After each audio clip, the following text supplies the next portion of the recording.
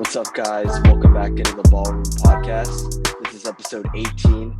I'm your host, Rohan and Arav, and as always, I'm here with my good friend and co-host, Arav. Arav, what's going on? I'm good, Rohan. I'm so excited to get into the NBA Finals. We made it. We're in the final. We're at the NBA Finals now. It feels like just yesterday we were starting episode 1 in the first round, and now we're here. I know it's been a long journey. Each series has just been like grind because they can last up to like 2 to 3 weeks with them going to Game 7. Like that Bucks Celtics series that went to Hmm. 7. That felt like it was like a month ago at this point. Yeah, But it was only like 2 weeks ago. But we've had so much I basketball know. since then, and every game is so grueling and intense. But now we're in the finals, and this is pretty much where it all comes to an end. But this is also where what we've all been building up towards kind of comes to Yeah, a culmination. it's the beginning of the end.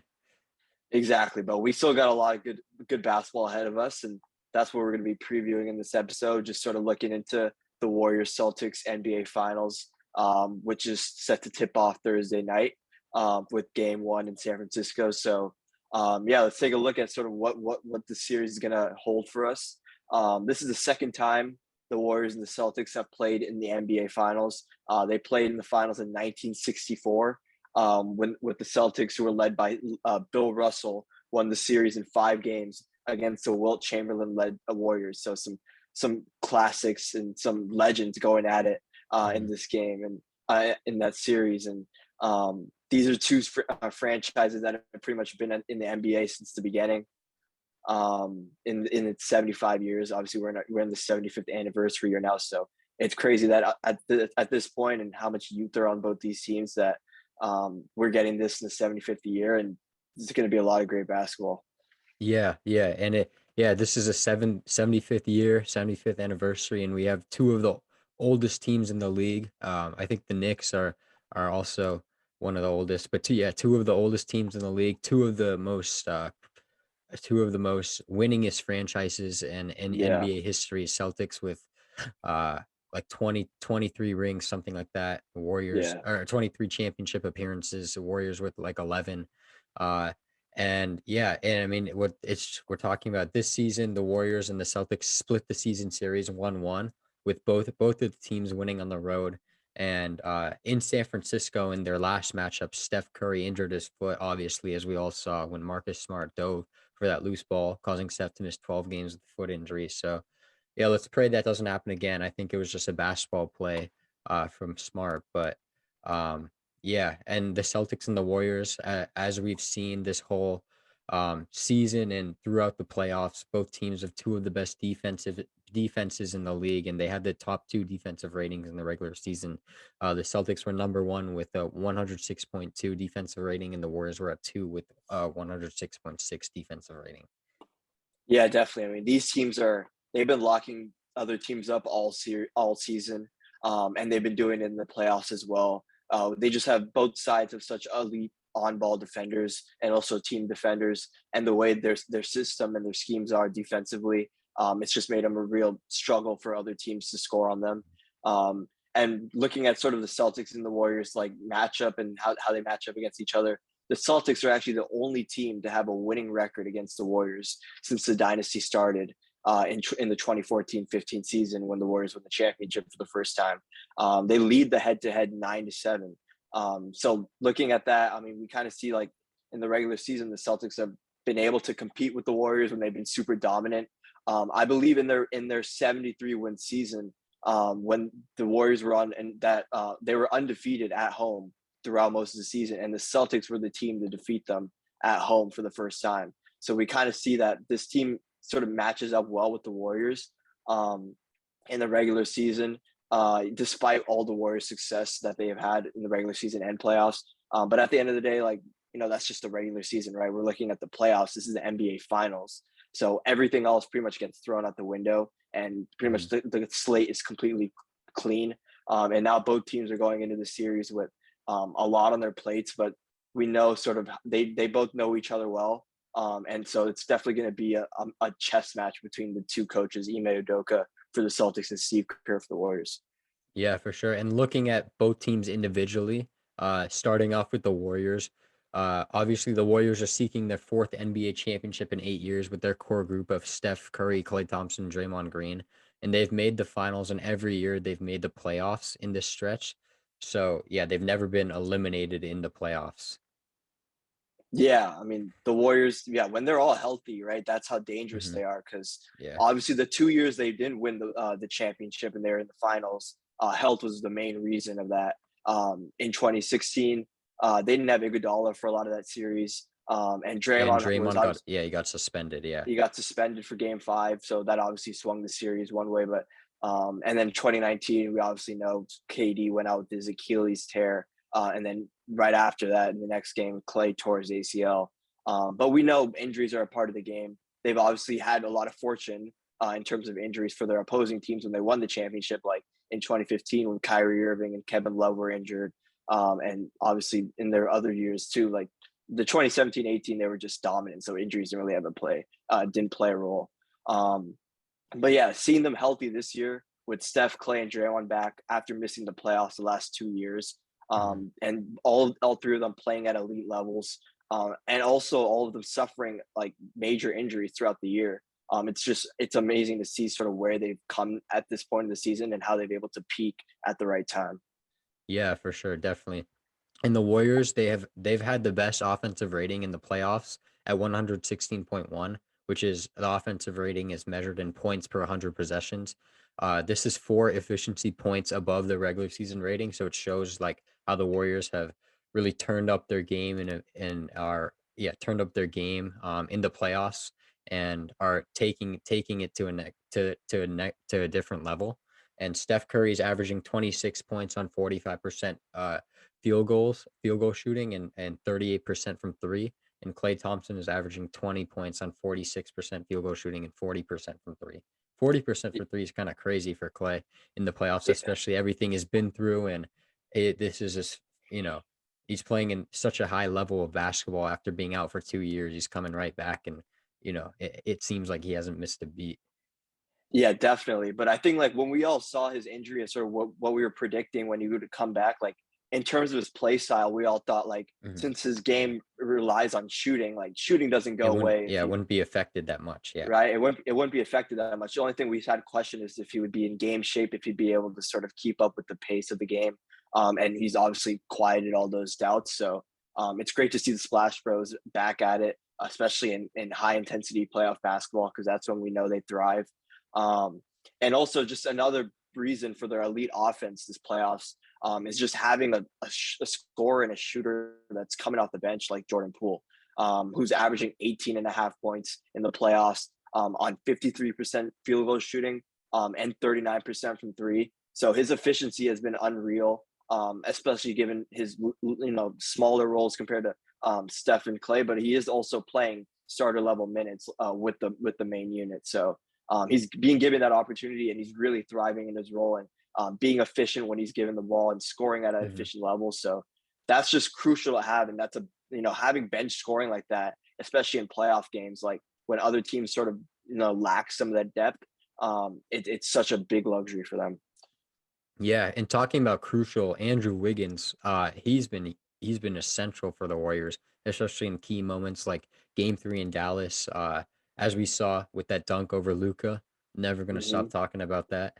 Yep. He in this whole playoffs, he's averaging 15.8 points per game, and like we talked about in the previous episode, and like Steve Kerr said, the Warriors wouldn't be where they are right now without him. He is a essential piece to this team, and also along with Wiggins, having players like Otto Porter Jr., Kevon Looney, uh, obviously Kevon Looney, as we saw, especially in the Mavericks series and the end of the Grizzlies series, Bielitsa as well, and the rest of the guys, Moses Moody, Kuminga as well, who fit into these guys all fit into the Warriors' offense and ball movement, and the Warriors are averaging the most assists per game these playoffs with 28.3, and they've also scored the most points per game on average in the playoffs with 114.5, which is almost 7 points more than the Celtics with 107.1, which shows how much of an offensive juggernaut this team is. Exactly, and that was a big thing going into this season in terms of their off season free agent signings. Like last year, we sort of saw guys coming into the team that weren't really like fitting the system, like players like Kelly Oubre, Ken Bazemore. Mhm. They weren't fitting the Warriors ball movement style, and sort of passing the ball and sort of moving off the ball and shooting the ball so like efficiently. Like they weren't efficient scorers. These guys all fit the system perfectly, and so Yeah. we've sort of seen what that's been able to do. It just unlocks the game for everyone else, and it lets Clay, Steph, and Poole just sort of run out there, especially with Draymond at running QB pretty much, able to just find them, and having these guys fit in as key pieces for them has been a huge reason they've been able to be so successful in offense. Yeah, for sure, definitely. But although um, on the defensive end, the Warriors' defense hasn't been as stellar this postseason compared to the regular season. They've allowed 111 points per game compared to 106.6 points per game in the regular season. And that's probably the reason for that is that they've just faced better competition in elite competition offenses, like the Grizzlies, the Nuggets, even, and also the Mavericks. They've been able to get timely stops though with elite on-ball defenders like Draymond Wiggins and Gary Payton II. Also Klay Thompson as well, as we saw on John Morant at the end of game one. Um, and then yeah, Gary Payton II. He's likely to return this series with questionable game one. So if he returns, that'll be huge. So he can guard guys like Jalen Brown, Jason Tatum, Marcus Smart, all the Celtics offensive firepower. Yeah, definitely. Also, I think just quick note, I think it's 111 a defensive rating Oh, versus their 106.6 defensive rating okay, in the yeah, regular my season. bad, my fault.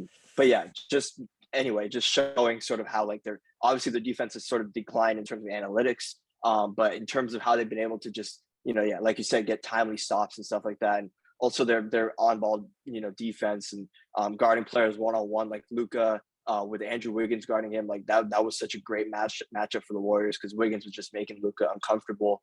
And then yeah, like you said, guys like Draymond, we know how important he is to the Warriors defense and offense, obviously. But when he was out this year with his back injury, and his calf injury, that was we saw sort of the flaws in both their offense and defense because Mhm. he pretty much just holds it down on both ends of the floor.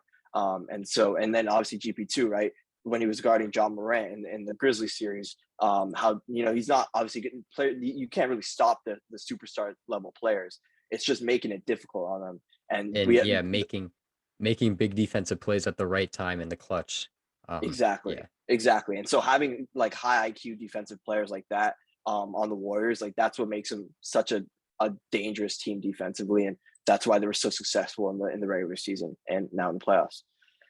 yeah, definitely. And also throughout the playoffs, we've seen that the Warriors have been able to like neutralize their size disadvantage. Like they're not that big of a team, compared to teams like the Nuggets who have Jokic, teams like the Grizzlies who have Jaren Jackson, Steven Adams, Rand Clark, and although the Mavericks aren't that big, they've just been able they're still like at a little disadvantage.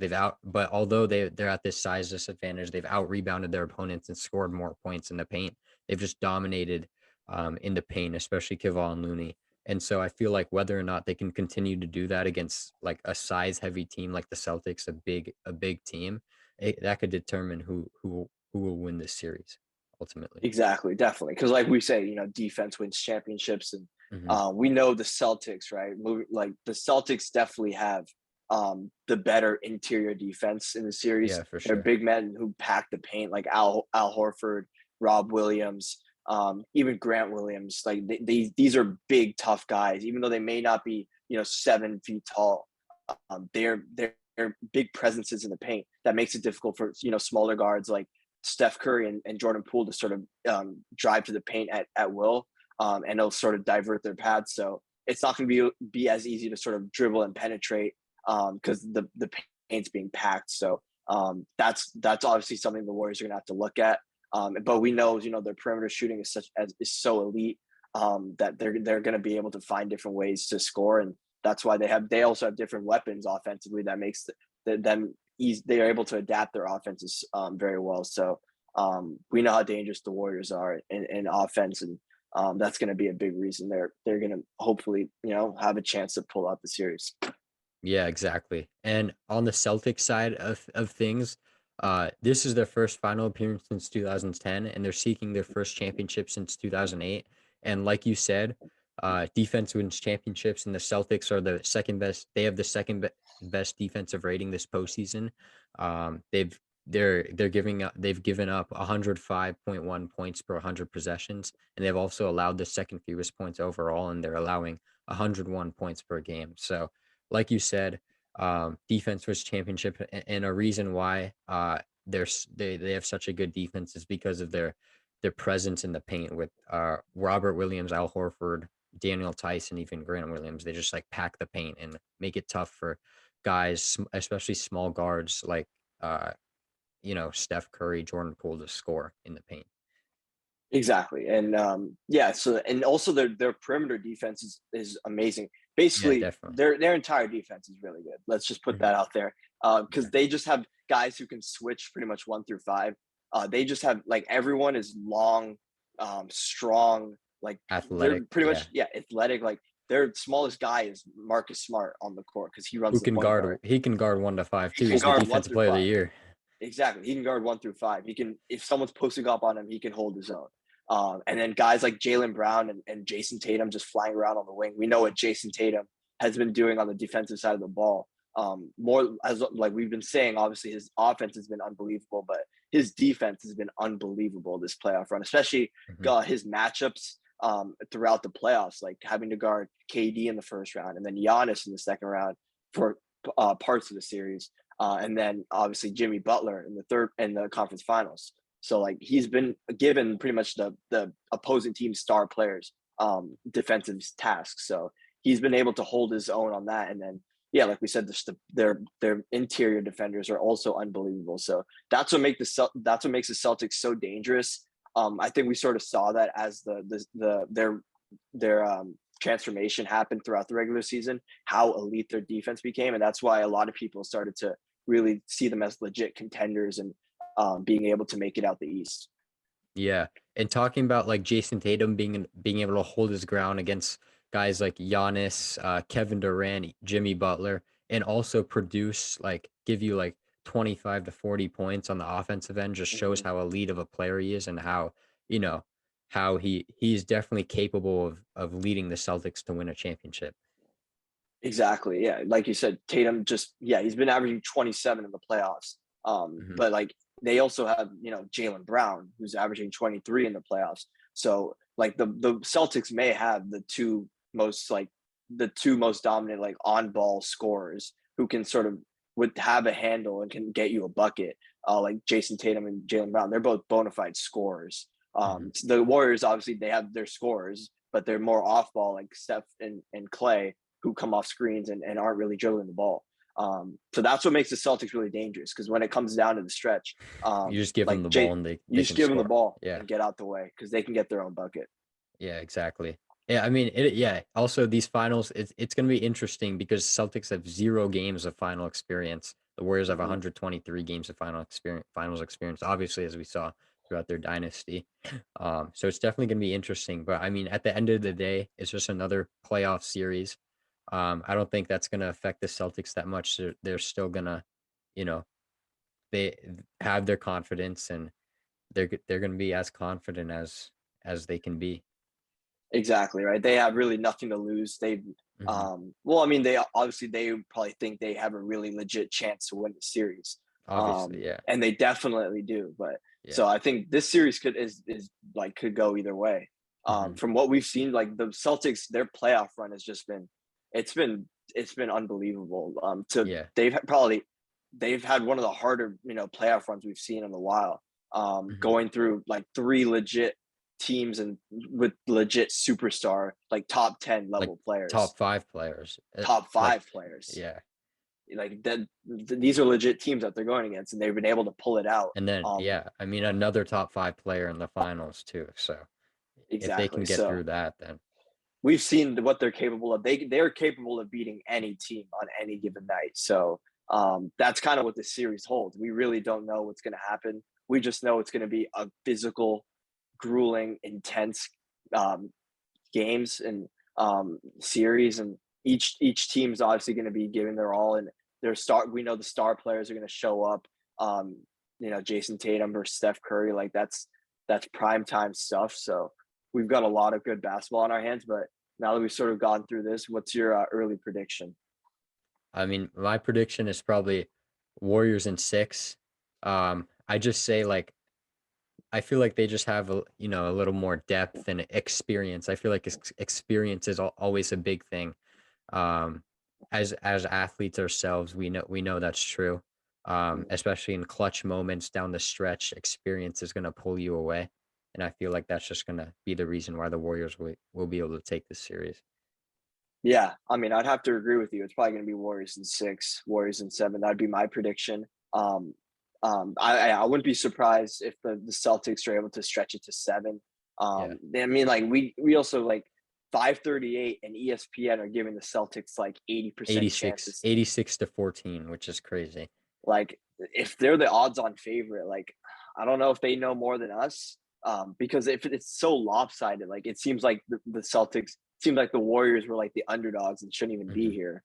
Um, Yeah, like it doesn't make sense why it's so lopsided. So I don't know. I would say I would still give my edge to the Warriors just because of their hmm, experience, like you said, and we know what this team's about when they're a championship pedigree team that has championships experience, and it's definitely going to be a really good series. All, yeah, all I'm really hoping for is a really good series and a yeah, competitive definitely. series. I mean, also, I feel like as the Warriors keep progressing in the playoffs, they bring their basketball to a new level, like each Yeah, round. that's true. So hopefully, I mean, we can like maybe we'll see a new level of basketball here in the finals. So I mean, it's gonna be a good series. Hopefully, we have a really good series on our hands, and I'm super excited to watch it and see what goes down. Definitely. And I hope the Celtics are well rested because they've been in back-to-back game sevens I'm sure in the they are. past I'm two sure. rounds. I'm So sure they are. I'm I'm sure that sure once they're you ready. get in the games, the flow of it, like fatigue is out the window. So that's not Yeah. gonna be an issue. But also the games are now like what 2 days, like 3 days apart from each other. Yeah. So They they, have I two think, I days of think they have rest, plenty of time. Yeah. which is great because we want good basketball. I think when we had like 1 day rest, like we were getting so many blowouts in the Blowouts. Yeah. Hmm. past two rounds. So hopefully we just get a bunch of good competitive games down the stretch that are close and give us some clutch time moments. Yeah. Yeah. I mean, I'm just super excited to see what happens, and I just want a good series like you do, and as I can say for every NBA fan, we just want a great series, and I'm super excited to see what happens starting Thursday night. Exactly. And I think we all expected to with these two amazing teams and two amazing franchises as well. Like we couldn't have really asked for a better finals when Hmm. the playoffs started. So it's Yeah, really definitely. it's definitely going to be a nice end of the playoffs, and hopefully it's going to be a really competitive and interesting one. Yeah, for sure. I mean, yeah, that's all for today's episode. Thank you guys for tuning in. We'll see you guys next time. Yep. See you guys.